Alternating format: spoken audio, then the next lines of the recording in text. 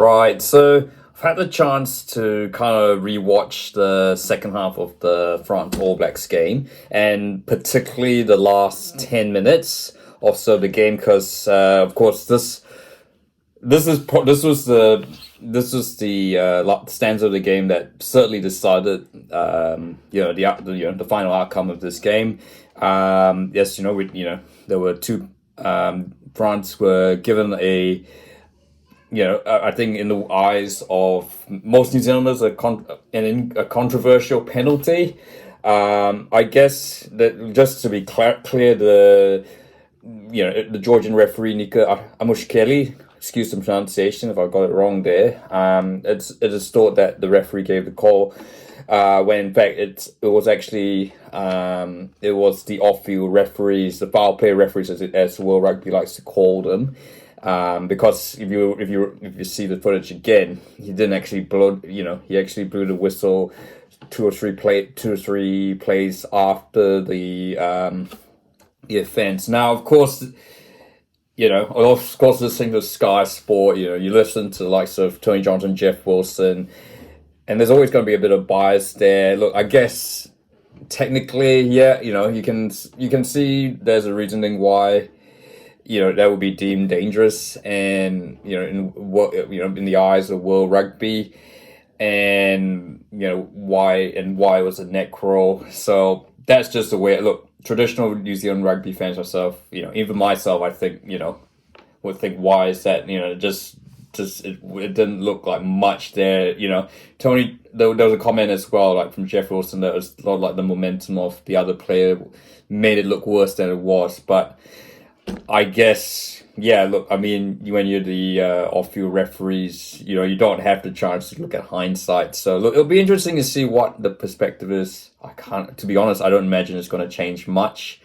It was a bit harsh on Opa Tungafasi. It's certainly harsh on the All Blacks because, their discipline has been superb in the last couple of games. And so, it wasn't, it was certainly Opa Tungafasi. It's not that type of player to, and but yeah, look, but that's one part. Look, obviously, but the All Blacks did have chances to come back from that. There was plenty of time, and ultimately the next up, 30-26. Next up, yeah, they get a penalty. Now this is a key moment. I guess a lot of New Zealand rugby fans have sort of posted comments. I guess your armchair fans, have sort of kind of posted in the comment, on social media, like your legend of Marty Banks, that never Damien McKenzie. Sorry, I'm not being paid to publicize the pages, but RNZ, they're saying like why, they're criticizing the decision by Scott Barrett to go for 3 when they should have actually gone for the try. I mean, yes, there is some merit there, but I guess. I think, in my opinion, and I did sort of say this in the original video, I think Scott Barrett does get this right. Look, I think as you can see, as you can see from the game, there was still about 6 minutes to go.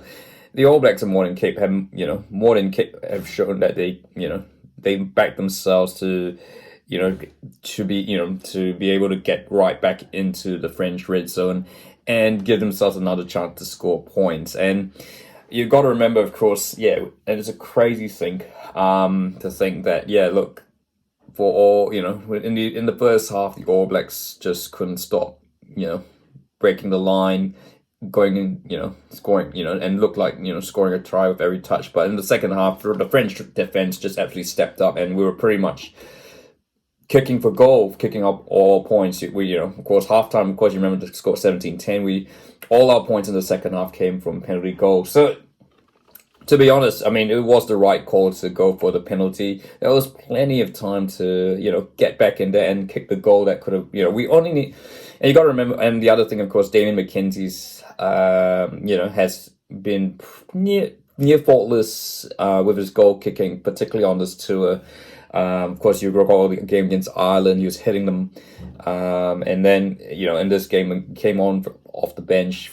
And yeah, he had 100% record. So, it was it was definitely not a dumb decision in my opinion. Look, I mean, the thing I guess, I think you look at this, and look, by the way, I'm not going to be able to show the footage of the game because I do not want to get a copyright strike.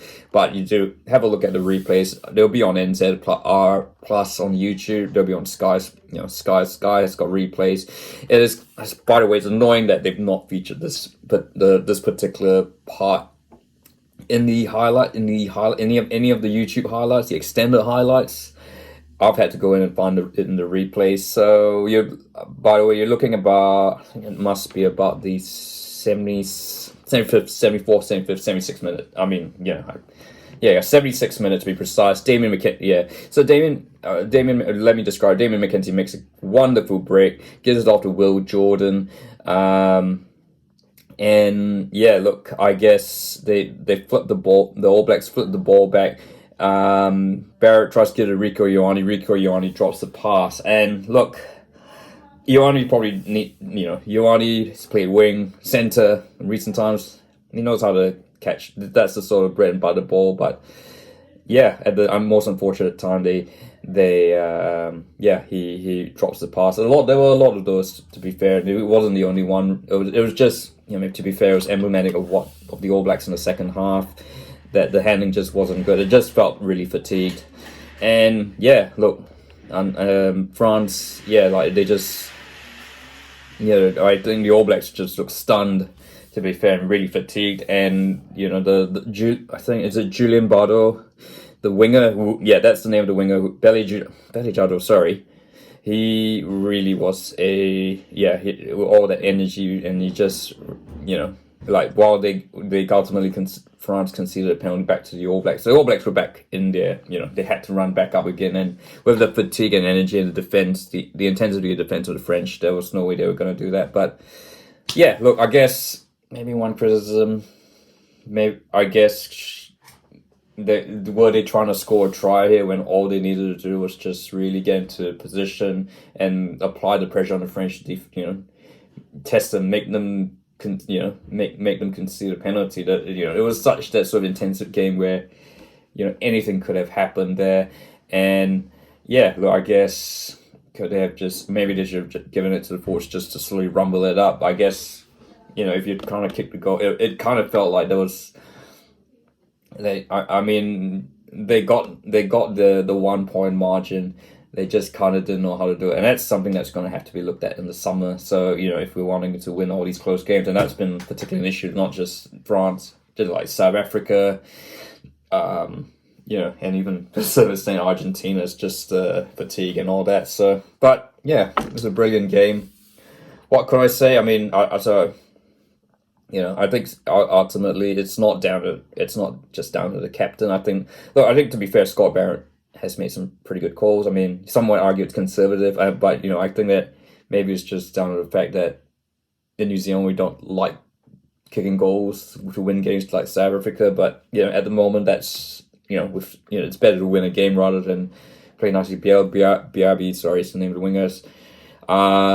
So what are your thoughts? Did Scott Barrett get should Scott Barrett have gone for the touch and rolled the dice?